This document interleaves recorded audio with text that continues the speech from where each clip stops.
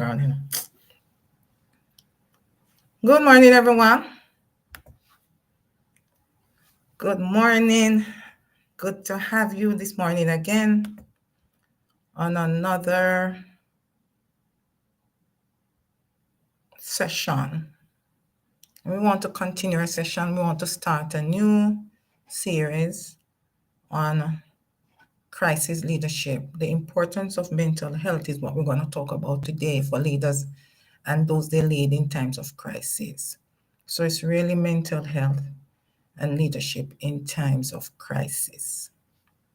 And so here we are this morning, and we welcome everyone that has joined on the different platforms and forums.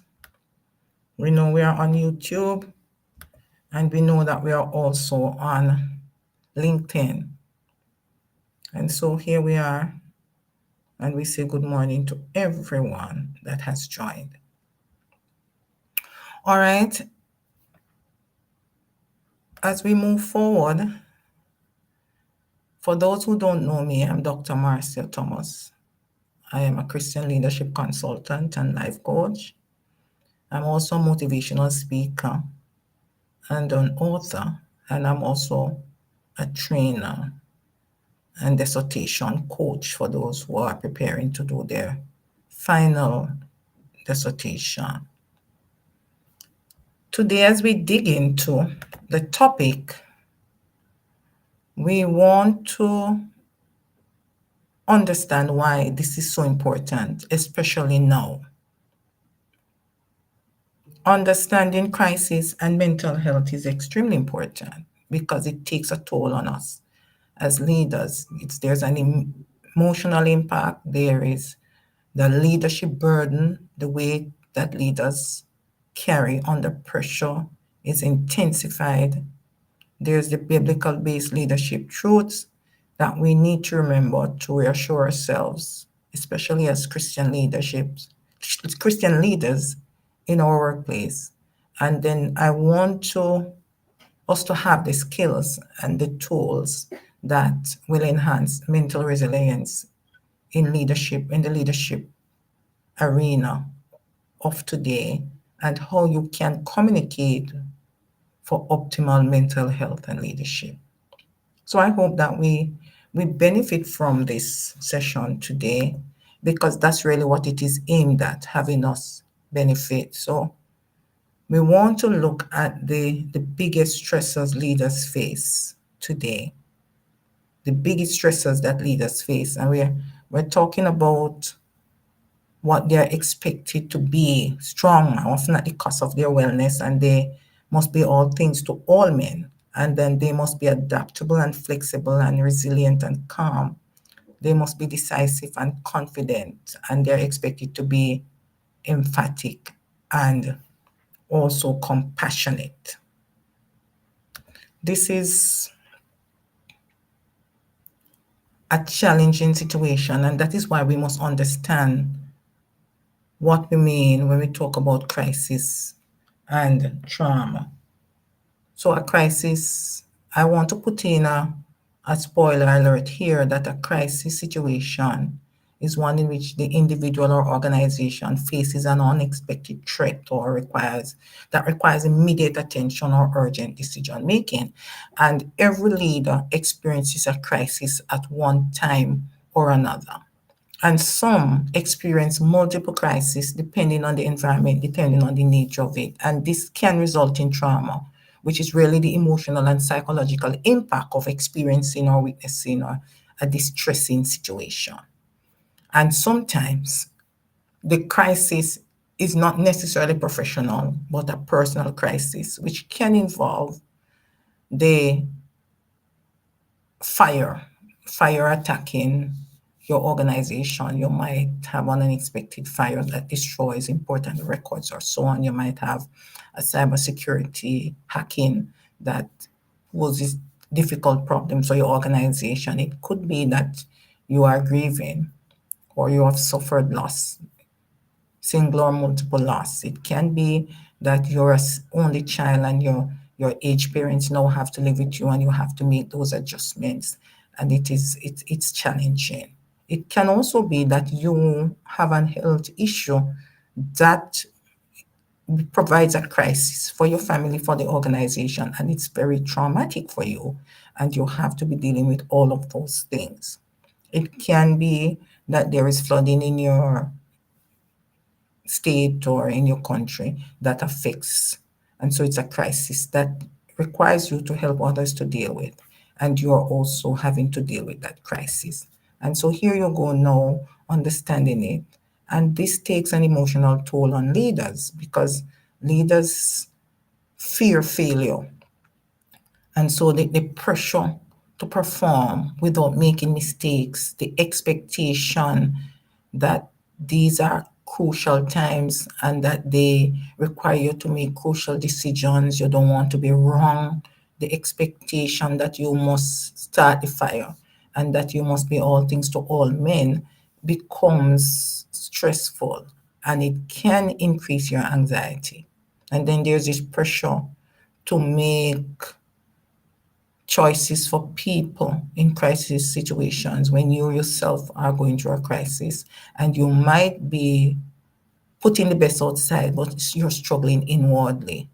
And so crisis increase the pressure on you to perform and to solve unexpected, unprecedented issues and find solutions in uncertain times that will serve the needs of everyone. And so you might experience a disconnect, a burnout, chronic fatigue because everything and everyone is at you at the same time. You are not able to get your bearings because you can also develop decision fatigue because you have to be making multiple decisions at multiple times that makes not giving you a time to think them through and to the persons who are depending on you don't get enough time to double check with them to ratify that this is the right decision because you're called on to make so many decisions all at once to solve the crisis or the problem and to deal with how others feel and how they are experiencing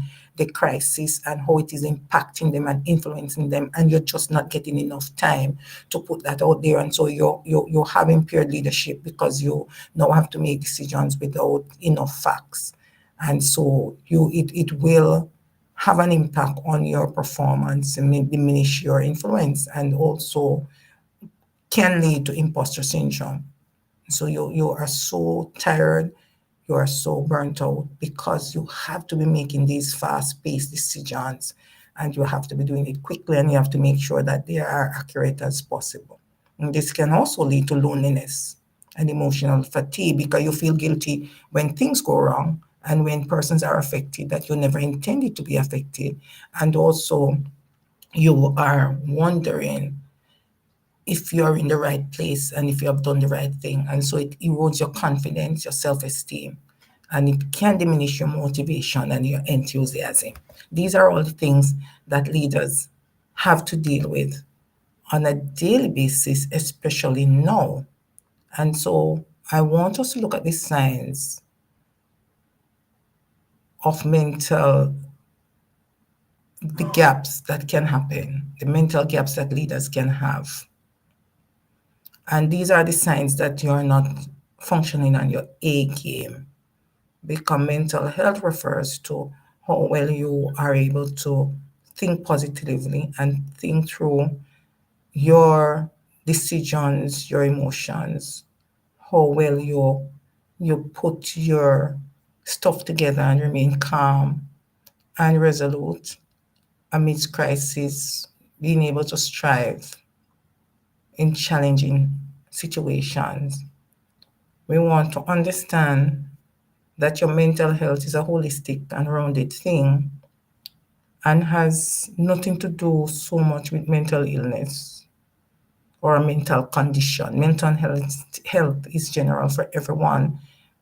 We must seek to have a positive mind personally and professionally so we can make decisions that serve the purpose that we want it to serve. So these are signs that you're not on your A game mentally. You're still exhausted despite sleeping. You're experiencing doubt about your calling. You have difficulty focusing or making decisions that you could make previously very easily. You are sometimes now more reactive and withdrawn and very susceptible to criticism and does not respond well because it drives home the fact that you might not be doing as well as you want. And then there is this constant self-doubt that you're expecting now. You have a lack of confidence. You are double checking yourself a lot. You are hesitating. You are procrastinating. And you are feeling that you are an imposter. And then you can also pull away from your community or isolate and disconnect from them in an effort to get back your bearings, to rejuvenate and to recalibrate because everything seemed to be out of sorts, everything seemed to be uncertain and chaotic, and everything seems to be frightening. So you want to get back that grip. And so we want to talk about now the leader's burden in all of this and the emotional impact it has on you. So, if we talk about the leader's burden, we want to look at the burden of motivation. The burden of motivation. Motivation is a serious issue in these days. It's hard to motivate people. And because it is so hard to motivate people, you'll find that there is this burden to motivate persons. And the burden becomes greater because it's a challenge.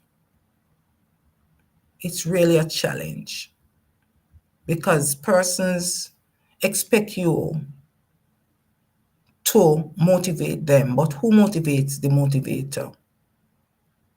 And so leaders have to now be focusing on their source of strength being from their conviction, doing what is right rather than applause, doing what is popular. And then there's the burden of trust. Trust is not automatic, it is earned daily. And because of the skepticism now and the issues that are being we are encountering in the workplace, we must balance transparency and authority. And so trust is built in moments, lost in seconds, but it can be rebuilt with humility. And then there's the burden of constant adaptation. Of course, we must be ready, we must be innovative, we must be agile. But too much change with too little clarity or with too little time to adjust can overwhelm leaders and the team. And so we have to focus on what it means to evolve rather than to endure. And so we must know what to evolve to and what we are to endure because everything has its season. Then there's a burden of communication clarity where we need to be saying less but meaning more because the digital world is so noisy, confusing that we need to be more precise and compassionate and kind because misunderstanding can cause us trust and it can also cost us our time and it can also lessen it impact team morale. And then there's a burden of the emotional load that we carry where we are struggling silently because leaders carry not only the responsibilities, not only the role, not is not only expected to be all things to all men, but they struggle when the persons who are their team members are also struggling. And the emotional weight can be exhausting. And so while leadership requires a heart, it also requires boundaries. And boundaries are what many leaders are not able to put together. So I want to look at the fact that the leadership burden has always been this burden of trust, this burden of motivation, this burden of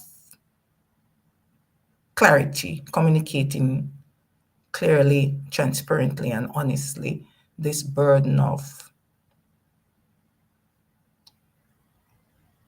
the weight of having to deal with persons in relation to the motivation is hard, but it's not different from what used to be. It's not a strange phenomenon because Moses had to lead a set of people out of Israel and they demanded so many things. They became ungrateful at one point and they reminded them what they used to have. because change can be difficult during a crisis. And as they marched out and he had to deal with this crisis and how they feel and having to listen to them and so on, he felt overwhelmed.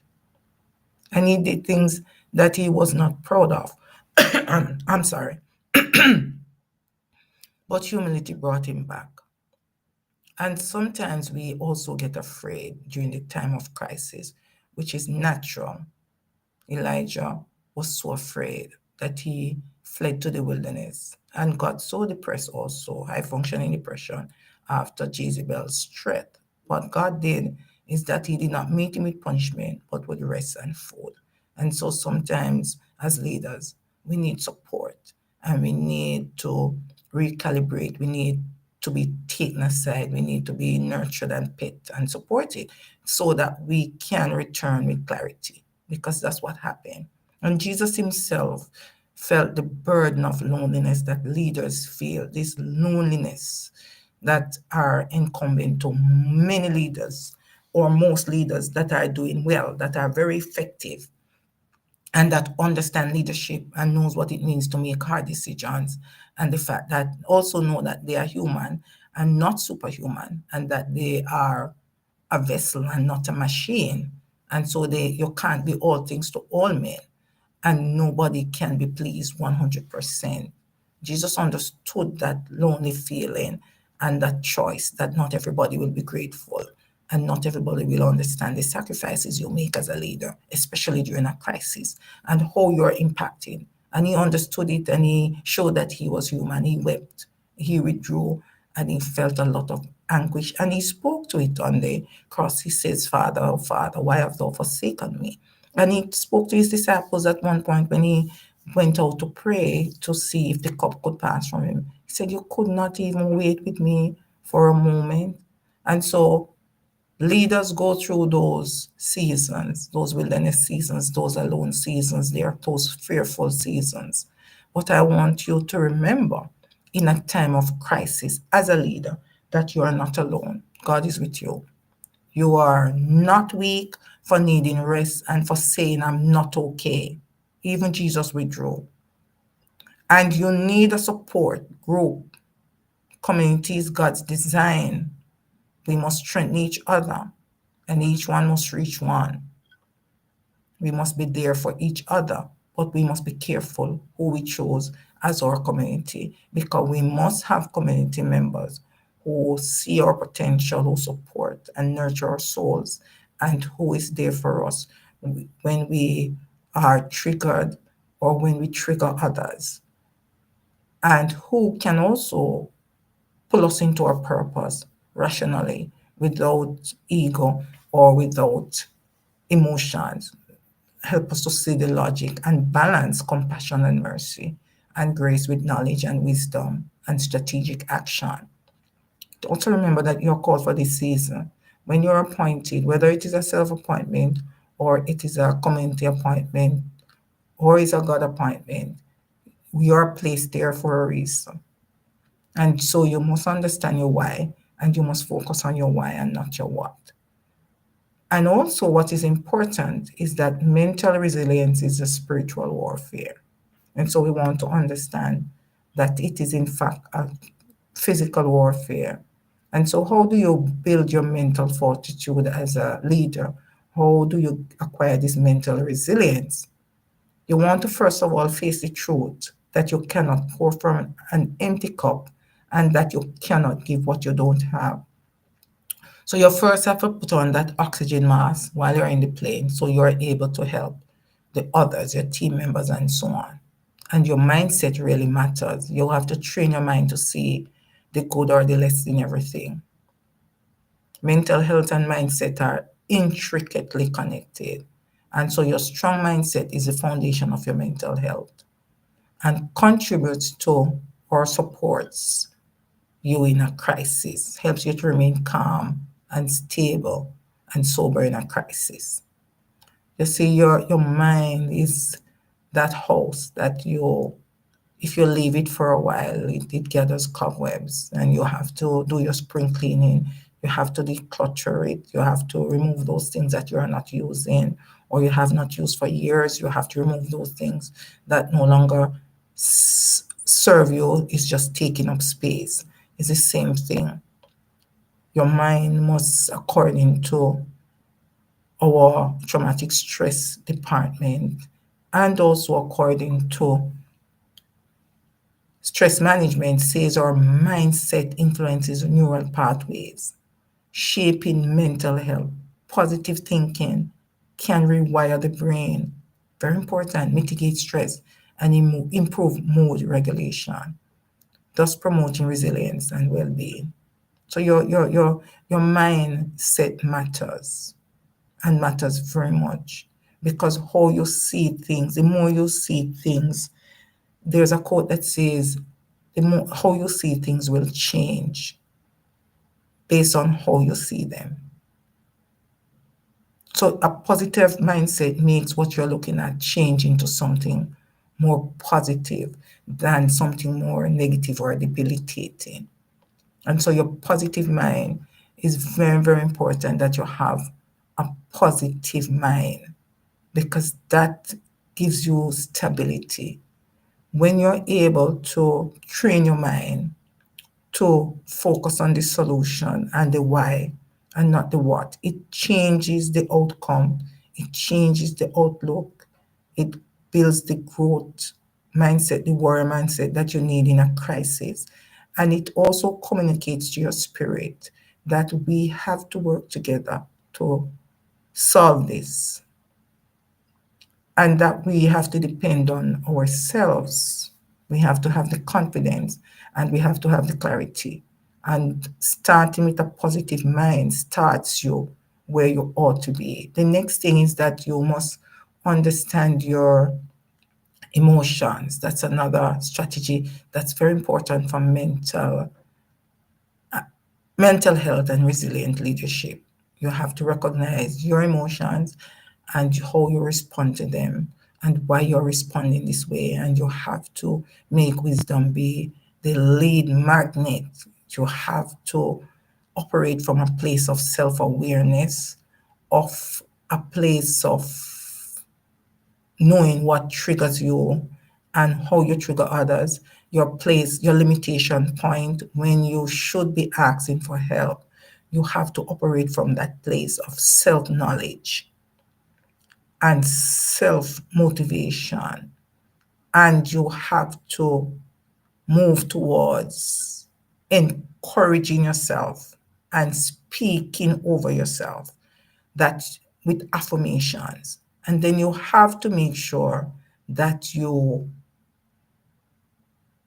use what we call an accountability matrix. So you have mentors or peers or your support group who check on you and check on your soul and check on your mentally. So they might do weekly check-in, daily, end of day check-ins, and so on. And you want to make sure that those persons are persons with knowledge and with wisdom, with objectivity, and who has your best interests at heart. And that way you can also delegate persons in your department and in your office and in your home, that you want to do this check-in on you, because this check-in, especially now, this emotional balance and check-in is extremely important, because life is so complex, so uncertain, and so peculiar that you can snap if you take on everything on yourself. You can collapse, you can feel burnout, you can feel alone, you can feel spiritually deserted when you feel that God is not even God is there for you. You might not be able to pray and to meditate and do what you need, and that can push you into serious depression that you require help to get out of, serious help and therapy. And as we move on that, if you're finding that you're not sleeping well at nights, if you're finding no matter how you sleep, you're feeling exhausted, if you're feeling disconnected, if you're feeling so alone that you're always there for persons, but no one is there for you. You're so demotivated and nothing is motivating you, then you need to seek professional help. You want to talk to a therapist, you want to talk to a coach, or Christian counseling, and you want to join your support group, because God uses people to pull you from where you are to where you ought to be. And God also uses you. So there are vessels out there and there you are also a vessel. So you want to understand what your limitations are, and when you must ask for help, when you must reach out, when you must pause, and when you are to shut doors until you are able to open them. So you shut those doors, but you don't lock them. And this shut is just to put you out there. Additional strategies that are important for you personally is that you must establish your rhythm of rest. And your rest can be that you take your lunch, and at the lunchtime you don't think about anything. You just have lunch.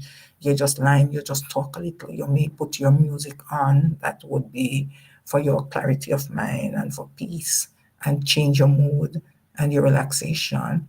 You want to also have your periods of meditation that you carve out for yourself, the periods of reflection, which may be daily. So you do your journaling and you look at what went well, what could be different, what is it that you can change, because you have to also accept the things that you can't change. You have to know that when you're sleeping, you're turning off all your devices and so on. If it is that you need to turn your lights off and put on music that propels sleep, good sleep, comfortable sleep, pleasant dreams and thoughts, then you want to do that. And sometimes you can just be still. Take a little walk, stand somewhere, and just feel the vibration, get the sunlight, and just feel the calm breeze and so on, and without thinking about anything. Just still your mind, still your body, still your spirit. Just be still. And there are times when you need to pause. Pause for clarity, pause to regroup, pause to get confidence, pause to observe, and to take strategic action. Your plan of action. And then you need some transition routines also, where you are able to separate work and your personal life. And so when you get home, you want to make sure that you don't take anything from work during a crisis or during trauma that will remind you and that will put you in the same mood of being feeling overwhelmed or the distraction, because it takes a little time for you to recover from the distraction and move forward. So you want to create that demarcation through transition routines. You want to change your from your work clothes into your casual wear. When you get there, you want to have your exercise program, your gym. You want to have your quality family time, and you just want to put away your phone, work, and so on. And so you want to just have a time when you have those boundaries in place. And you want to make sure that your flexibility and adaptability does not move away from your core values, that your core values remain intact, and that the decisions you're making doesn't change who you are, and that it adds values to those who you're making the decision for, and that you actively listen and are very compassionate to those who are hurting most of the times. And then you want to delegate those things that you can delegate to people who you can trust and who are capable and who are dependable and very reliable and committed to the cause and the core values and missions of the organization. And so you don't want anybody that will be delegate to persons who will be a liability. And if there are no persons around you, you know that you have to train, and your training has to be very directed so that persons are developed. So which of the tools will you want to apply this week? You want to think about the tools that you want to apply this week. And as you set your boundaries, you have to make sure that those boundaries are intact. And one of the best boundaries is saying no, knowing that you can't do. You really can't do. You can't push it in. You can't squeeze it in. And if you can, it won't be for the next month, because this is what you have on your table. This is what is on your plate. And you're going to be focusing on what is urgent and what is an emergency. So the important will have to wait a little, because the important doesn't mean urgent or emergency. And so you want to look at how you can now have optimal communication. And so I want to say that healthy leadership starts with healthy conversation. Conversations with God, with yourself, and with others.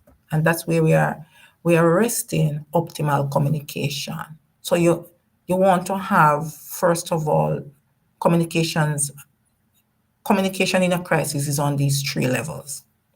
Speaking with yourself, self-talk, positive self-talk, affirmations, reality checks, and talks, limitation talks. Self-awareness is what we call it, self reflection, self appreciation, and self acceptance. You accept yourselves with your limitations, your strengths, and all of what you come with. And you look at what your gifts and talents are and how they can be used to solve the issue. And so you want to journal your thoughts, you want to have your prayers out there, specific prayers as to what you need help with, what you need understanding from God for, what is the guidance you need, because you don't want to lean on your own understanding in a crisis, because crisis can shake you up a little. And so you're going to need to put down your thoughts, how you're feeling. You have to claim them, own them, and be very, very, very, very honest and open and also vulnerable as you speak to God, as you journal your thoughts, as you speak to yourself. This is what I'm really feeling. This is what I think I can't manage, and this is how I am going to need help. You talk to yourself and you pray, and you accept the emotions you're feeling, and you write them down so you're able to search through them, evaluate them, and assess them. And then you want to practice self compassion. You're human, and humans make mistakes. So you want to point yourself towards how you need to progress now and not what should be perfect. So you want to live in the present, life as it now is, and you want to know what are the steps you would take forward instead of self criticism. You want to replace I'm overwhelmed with I'm growing and learning. And you want to be conscious of what is it that you need to undo, what you need to relearn, what you need to unlearn, and what you need to learn. You want to look at that in the situation because you want to come out of it carrying forward something positive, growth, impact, and renewed inspiration. So that is the point that we want to make. The second level is communicating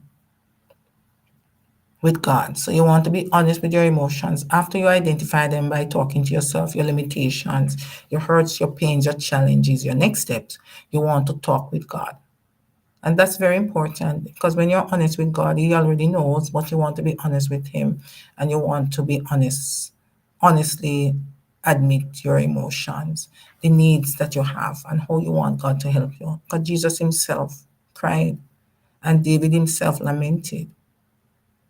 So we really don't want to spiritualize pain. We want to give it to God. We want to surrender it. We want to tell Him what is it that we our helplessness. And sometimes we feel hopeless too, and we want to tell Him, this can't be happening. This can't be all it is. This can't be the point at which I reach. So God, redirect me when I'm demotivated. Just remind me why I'm here. Help me not to focus on the what. Those are some of the things you want to do. And that's what you do when you surrender. So you want to use prayer as a mental reset and not a ritual. You want to really cast your anxieties on Him because you know He cares for you. And you really want to ask of Him when you lack wisdom. And that's how you are to redirect your prayers at this time. Can't be that you go to Him as a victim and that you go without wanting Him to take you out of the situation and help you to provide solutions for yourself and those who depend on you, those who you lead. And you want to encourage them to do the same, to do their self awareness.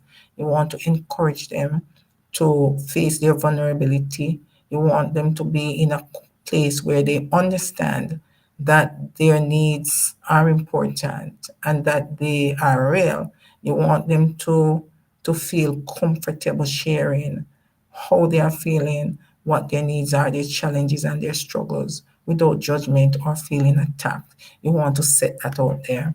And then you want to be able now, the third level is to speak to others. And the others would include your team members. You want to speak to your team members and you want to be open and authentic in your connecting.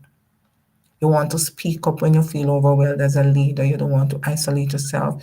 You want to be vulnerable to tell them that you're not okay and you want to ask them to help you in the ways that you need help and you must do the same. It must be a reciprocal move and it must be mutually beneficial to you and your team members. So when they're feeling overwhelmed, when they are not managing change, when the adjustments are hard and they have personal crisis or trauma, you want to be able to encourage them to speak up and speak to someone, and not just isolate themselves or withdraw themselves. And if you find that your team members are uncharacteristically irritable, uncooperative, or rebellious, you want to look at finding the spider and not just removing the cobweb. Sometimes we drill down, especially when we have to meet deadlines in a crisis, and when one decision can have a domino effect, we tend to drill down, we tend to be a little harsh, and we also tend to be micromanagers. We need to have the space and create the spaces for them to speak safely and to say what they are going through and to get the support that they need to meet the deadline on a collective front and not an individual singling out. You want to know move into collective innovation and creativity when that happens, and you want to safeguard the reputation of each other. And you do that, you're listening, actively listen to what is said and what is not said, and you listen to yourself also, and the why you are responding the way you're responding, and is that the correct response, is that what will solve the problem at this time, how can we work together to overcome the crisis or the challenge that we're having personally and professionally. And you need to be fair, ethical, and human, because all of us need someone and all of us need to be okay. So I want to leave you now with your resilience building plan. What I want to ask you, which of the levels of communication do you need to improve the most? Is it the one with yourself? Is it the one with God? Or the one with others on your team during a crisis? And outside of a crisis also, personally and professionally. And so you want to build your resilience muscle and your plan as a leader during the time of crisis. So you need to start by saying what you will stop doing, ignoring my limits, ignoring my doctor appointments, ignoring my me time, ignoring lunch, letting it pass so you go on into the evening. You want to also say, I will start scheduling my rest time, my me time, my meditation. I will start saying no when it is time to say no, when I have reached the end and I'm not able to facilitate others. I'm also going to be start setting the boundaries, healthy boundaries, so that I can be at my best and show up unapologetically with clarity and confidence. And I will also start accepting the things I cannot change. There are some of the things you want to say to yourself. And I will ask for help when I need it from my mentor, my destiny helper, or join a support group. So you want to put it out just like that. So I ask as I close, what is one truth from today that you will hold on to in times of crisis as a leader? What are the strategies that you want to implement from what you have learned today?